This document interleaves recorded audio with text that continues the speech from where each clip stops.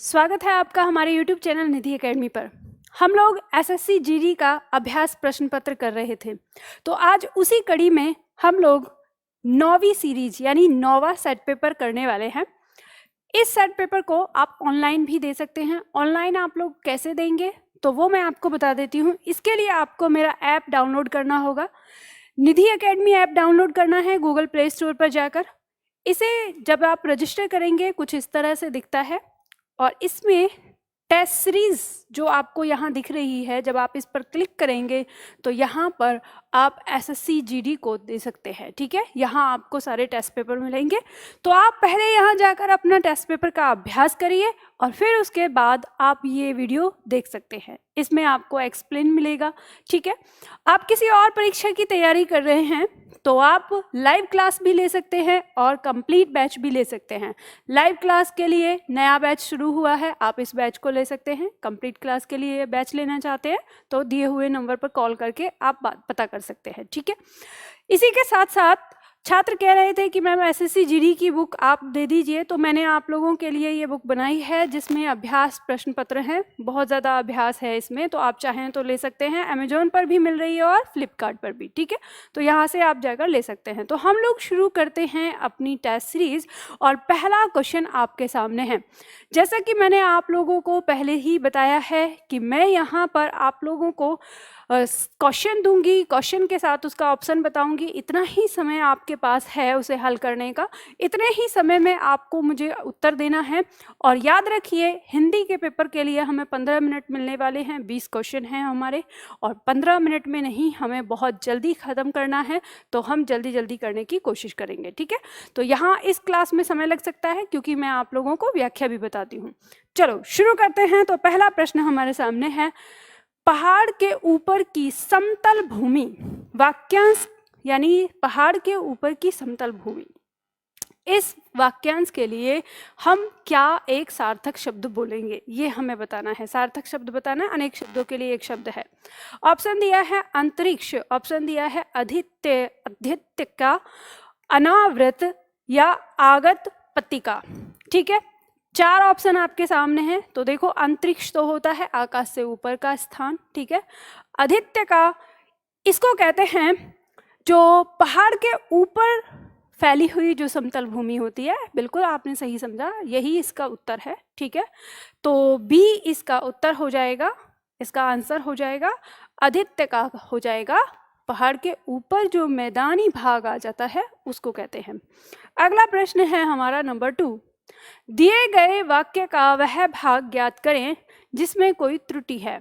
यदि कोई त्रुटि नहीं है तो कोई त्रुटि नहीं है वाला विकल्प चुनें। हमें अपने माता पिता एवं गुरुजनों पर श्रद्धा रखनी चाहिए।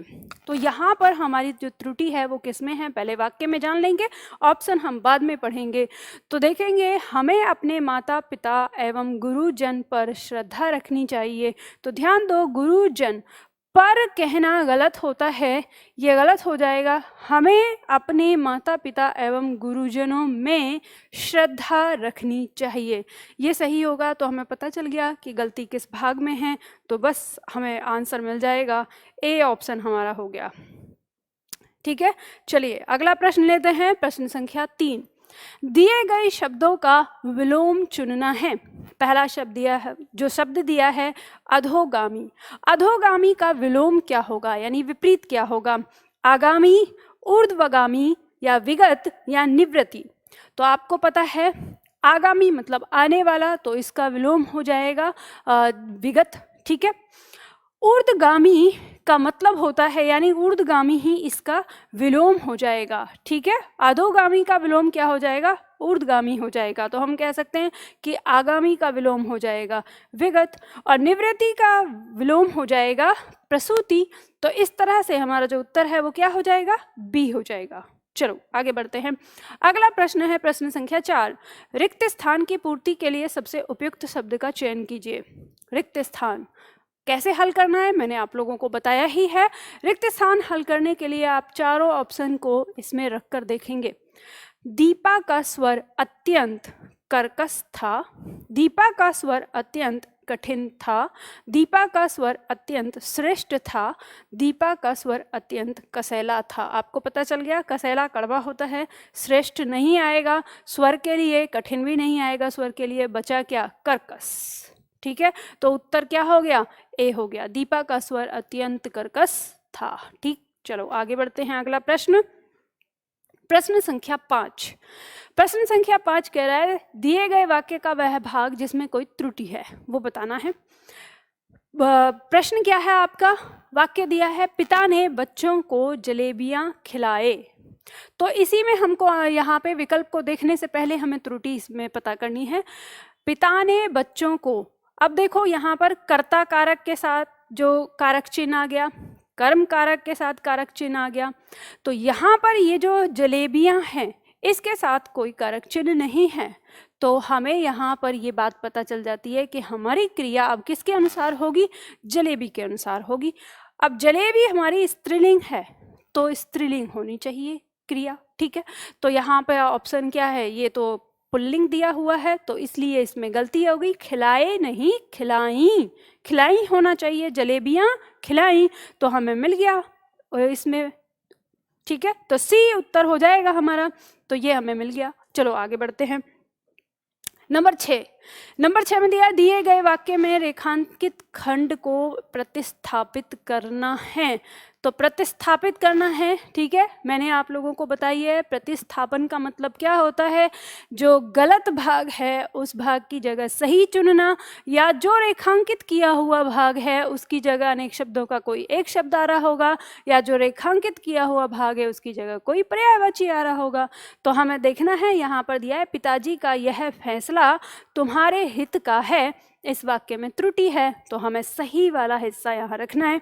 तो देखेंगे तुम्हारे हित का है, तो यहाँ दिखा है हित का नहीं, हित में है। ठीक है, क्या होना चाहिए, तुम्हारे हित में है, तो यहाँ पे हमें पता चल गया। तो अब यहाँ पे हम देखेंगे किससे बदलेंगे, तो अब दिखा है तुम्हारे हित की, तो ये गलत हो जाएगा, किसी बदलाव की आवश्यकता नहीं है, आवश्यकता तो है, तुम्हारे हित के लिए है। तो अब देखो यहाँ पे हमने में लगाया, तो अब यहाँ पर में नहीं आया तो के लिए आ रहा है। तो ठीक है, तो हम यहाँ देखेंगे पिताजी का यह फैसला तुम्हारे हित के लिए है, ये ज़्यादा सही है बजाय तुम्हारे हित को या तुम्हारे हित का, इन सब के। ठीक है, तो उत्तर जो हमें मिल जाता है वो सी मिल जाएगा, कि ये ज़्यादा सटीक हो रहा है कि पिताजी का यह फैसला तुम्हारे हित के लिए है। ठीक है, तो आंसर सी हो जाएगा। आगे बढ़ेंगे। नंबर 7, सही युग्म वाला विकल्प कौन सा नहीं होगा। ये बात ध्यान रखा, प्रश्न हमेशा पूरा पढ़ना है, चाहे जल्दी में पढ़ें। कह रहा है कि सही युग्म वाला विकल्प कौन सा नहीं है, ये आपको बताना है। आप देखो दिया क्या है, जिसमें युद्ध करने की इच्छा हो, युयुत्सु दिया है, जो मरने को इच्छुक हो, मुमुर्षु दिया है। ठीक है, जो करना आवश्यक न हो, अनिवार्य दिया है, और दो भाषाएं बोलने वाला, दुभाषिया। तो अब आपको पता है, जिसमें युद्ध करने की इच्छा हो उसे युयुत्सु कहते हैं, जो मरने को इच्छुक होता हो उसे मुमुर्षु कहते हैं, जो दो भाषाएं बोलने वाला है उसे दुभाषिया कहते हैं। लेकिन लेकिन लेकिन जो करना आवश्यक न हो उसे अनिवार्य नहीं, उसे वैकल्पिक कहते हैं। तो यही हमारा पॉइंट क्या हो गया, जो सही नहीं है, और हमसे पूछा क्या गया है कि जो सही नहीं है। चलो आगे बढ़ते हैं, अगला प्रश्न लेते हैं। प्रश्न संख्या 8, रिक्त स्थान की पूर्ति के लिए सबसे उपयुक्त शब्द का चयन कीजिए। जब तक मैं बाजार से वापस आऊं, इस डॉट डॉट में तुम अपना काम समाप्त कर लेना। अब इसमें क्या आएगा, इस समय में तुम अपना काम समाप्त कर लेना, इस अवधि में तुम अपना काम समाप्त कर लेना, इस पल में तुम अपना काम समाप्त कर लेना, और इस अवधि में तुम अपना काम समाप्त कर लेना। अब देखो, सबसे पहले तो हम ये देखेंगे, ये जो अवधि और ये जो अवधि है, इन दोनों में क्या अंतर है। ये तो एक भाषा का नाम है तो ये नहीं होगा। ठीक है, ये तो अवध प्रदेश की भाषा है तो कट गया।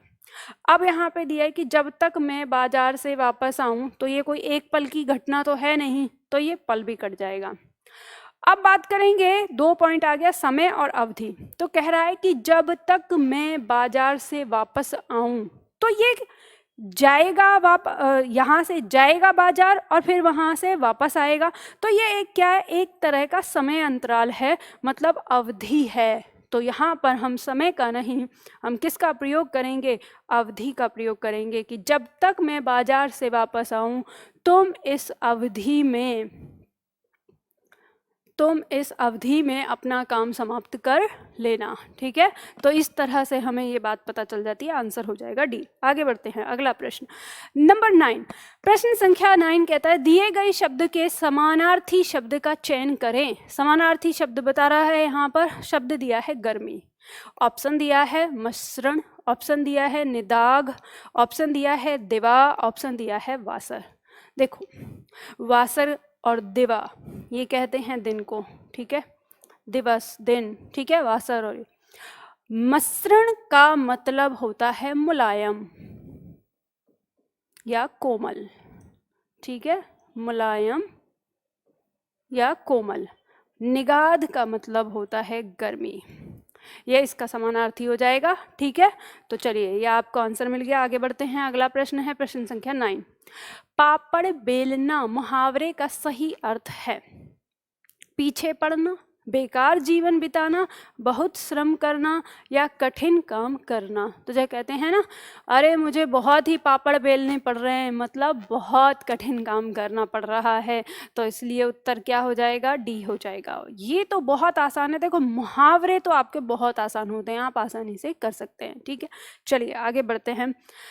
बस आपको पता है क्या करना है, आपको शब्दावली को अच्छी तरह से रट लेना है। 5 तरह की शब्दावली आपकी दी है, ज़्यादा भी नहीं दी है, 5 तरह के, पर्यायवाची, विलोम, अनेक शब्दों के लिए एक शब्द, मुहावरे और वर्तनी, बस इतना है, इनको अच्छी तरह से रट जाओ। दिया है निम्नलिखित में शुद्ध वर्तनी वाला शब्द कौन सा है। शुद्ध वर्तनी बतानी है आपको। श्लाघा दिया है, गुणगान दिया है, प्रशंसा दिया है और महिमा दिया है। तो देखो श्लाघा ये गलत हो गया, कैसे लिखेंगे, श्लाघा, श्लाघा मतलब तारीफ को कहते हैं। ठीक है, गुणगान नहीं गुणगान होता है। ठीक है, क्या होता है, गुणगान, तो ये भी गलत हो गया। प्रशंसा ये सही है, ठीक है, और महिमा, महिमा नहीं होता, महिमा होता है। ठीक है, महिमा, ये हो जाएगा, तो ये सही होगा। तो इसमें सही जो है शुद्ध वर्तनी है प्रशंसा। ठीक है, सी हो गया, बाकी सब क्या हो गया, गलत हो गया। चलो आगे बढ़ते हैं। प्रश्न संख्या 12, दिए गए शब्द का विलोम चुनना है। विलोम बताइए, विलोम शब्द है शुक्ल, शुक्ल। अब ऑप्शन दिया है पीत, ऑप्शन दिया है नील, ऑप्शन दिया है श्वेत, ऑप्शन दिया है कृष्ण। तो देखो ये शुक्ल पक्ष वाला शुक्ल है, ठीक है, और इसका उत्तर आ जाएगा कृष्ण पक्ष वाला उत्तर हो जाएगा। ठीक है, तो कृष्ण पक्ष इसका विलोम, ठीक, विलोम जो दिया है। चलो आगे बढ़ते हैं। आगे दिया नंबर 13, उस विकल्प का चयन करिए जो निम्न मुहावरे का अर्थ व्यक्त करता है। प्रश्न हमेशा पूरा पढ़ना, मैंने यही बताया है, कहीं पे वो पूछ सकता है कि व्यक्त करता है और कहीं पे कह सकता है कि व्यक्त नहीं करता, समझ गए, तो ये बात ध्यान रखना। अब यहाँ पे दिया है हाथ जोड़ लेना, हाथ जोड़ लेना, इनकार न करना, बाधा पैदा करना, मना कर देना या उपाय करना। तो देखो जब हम कहते हैं ना, अरे मैंने तो उससे हाथ जोड़ लिए, मतलब क्या कर दिया, उसको इनकार कर दिया, मना कर दिया। अब यहाँ पे कह रहा है इनकार न करना, तो ये तो कट जाएगा। ठीक है, बाधा पैदा करना, ये भी कट जाएगा। अब मना कर देना, मना कर देना इसका उत्तर होता है। ठीक है, उपाय करना नहीं होगा, तो सी आंसर आ जाएगा इसमें आपका। ठीक है, चलो आगे बढ़ते हैं, अगला प्रश्न लेते हैं, प्रश्न संख्या 14। प्रश्न संख्या 14 में दिए गए वाक्य में रेखांकित खंड को प्रतिस्थापित करना है। प्रतिस्थापित की बात कर रहा है तो तुरंत हम समझ जाएंगे, देखेंगे पॉइंट हमारा क्या दिया है। दीपक आटा पिसवाने बाजार जा रहा था, यहाँ पर ऑप्शन दिया है हमारा दीपक आटा पिसवाने, ये रेखांकित कर दिया गया है। आटा पिसवाने बाजार जा रहा था, ऑप्शन दिया है। आटा पिसवाने, ऑप्शन ए किसी बदलाव की आवश्यकता नहीं है। आटा पिसवाने के लिए आगे दिया है गेहूं पिसवाने के लिए। तो देखो आपको यहाँ पे बात पता चल गई कि आटा कैसे पिसेगा, आटा तो पिसा हुआ ही है, तो आटा क्यों पिसवाने जाएगा, समझ रहे ना। तो आटा नहीं होगा, यहाँ क्या होना चाहिए, गेहूं होना चाहिए। तो आपको पता चल गया कि दीपक गेहूं पिसवाने बाजार जा रहा है, ना कि आटा पिसवाने। ठीक है, तो चलो आगे बढ़ते हैं। अगला प्रश्न आ गया, प्रश्न संख्या 15। दिए गए शब्द के समानार्थी शब्द का चयन करिए। समानार्थी शब्द पूछ रहा है, यानी पर्यायवाची। आंख, आंख शब्द है, आंख शब्द का क्या पर्यायवाची होगा? वासव या दनुज या दृग या अंबु। तो देखो आपको पता है अंबु पानी का पर्यायवाची होता है, दृग नयन का होता है, नेत्र का, तो ये हमें मिल गया। और दनुज दानव का पर्यायवाची होता है, तो उत्तर हमें मिल गया सी। ठीक है, चलो आगे बढ़ते हैं। अगला आता है, दिए गए वाक्यांश के लिए एक शब्द दीजिए। दिए गए वाक्यांश के लिए एक शब्द देना है। चार भुजाओं वाला, चार भुजाओं, तो चतुर्दर्शी, चतुर्दर्शी का मतलब हो गया चारों तरफ देखने वाला। ठीक है, चतुर्भुज, भुज दिया है चार भुजाएं। चतुरानन, आनन मतलब मुख होता है, चतुर्मुख मुख होता है, कट जाएगा। तो चार भुजाओं वाले को क्या कहते हैं? चतुर्भुज कहते हैं। बात समझ में आ गई? चलो आगे बढ़ते हैं, अगला प्रश्न लेते हैं। प्रश्न संख्या 17। प्रश्न संख्या 17 कह रहा है, दिए गए गद्यांश में कुछ शब्द हटा दिए गए हैं, विकल्पों में की सहायता से हमें रिक्त स्थान करना है। दिया हुआ है, आलस्य समय का सबसे बड़ा डॉट डॉट डॉट है, तो क्या है? आलस्य समय का सबसे बड़ा गुरु है, सबसे बड़ा शत्रु है, सबसे बड़ा मित्र है, सबसे बड़ा शिष्य है। तो आपको पता है आलस जो है ये नेगेटिव है, ये किसी का मित्र नहीं है, किसी का गुरु नहीं है, किसी का शिष्य नहीं है। ठीक है, ना गुरु है, ना मित्र है, ना शिष्य है। आलस तो हर किसी का क्या है? शत्रु है। तो इसलिए आंसर क्या हो जाएगा? बी हो जाएगा। यानी आलस्य समय का सबसे बड़ा क्या है? शत्रु है। ठीक है, आगे दिया, अतः इसे दूर भगाना आवश्यक है। आगे बढ़ते हैं, प्रश्न संख्या दिया, अतः इसे दूर भगाना आवश्यक है, डॉट डॉट डॉट का मूल्य पहचानिए। आगे दिया है, डॉट डॉट डॉट का मूल्य पहचानिए। किसका? भोजन का मूल्य पहचानिए, समय का मूल्य पहचानिए, मित्रता का या सक्रियता का। जब बात पहले समय की हो रही है तो स्वाभाविक सी बात है कि समय का मूल्य पहचानिए की बात कर रहा है ये हमसे। क्या कह रहा है? कि समय का मूल्य पहचानिए, तो यहाँ पे समय आ जाएगा। आगे देखते हैं अगला पॉइंट, नेक्स्ट प्रश्न। इसमें हमारा क्या था? शत्रु। ठीक है, यहाँ पे क्या है? समय। और बात करेंगे आगे, मानव जीवन डॉट डॉट डॉट है, तो मानव जीवन 50 साल का है, मानव जीवन महीने भर का है, मानव जीवन स्थायी है, या मानव जीवन क्षण भर है। तो देखो हम ऐसे ही बोलते हैं मानव जीवन क्षण भर है। ठीक है, क्या बोलते हैं? क्षण भर, क्योंकि समय की बात हो रही है तो बहुत लंबा समय नहीं है। मानव जीवन क्षण भर है, हमें पता ही नहीं है कब खत्म हो जाए ये जीवन, है ना। नश्वर है, नश्वर मतलब नष्ट होता है।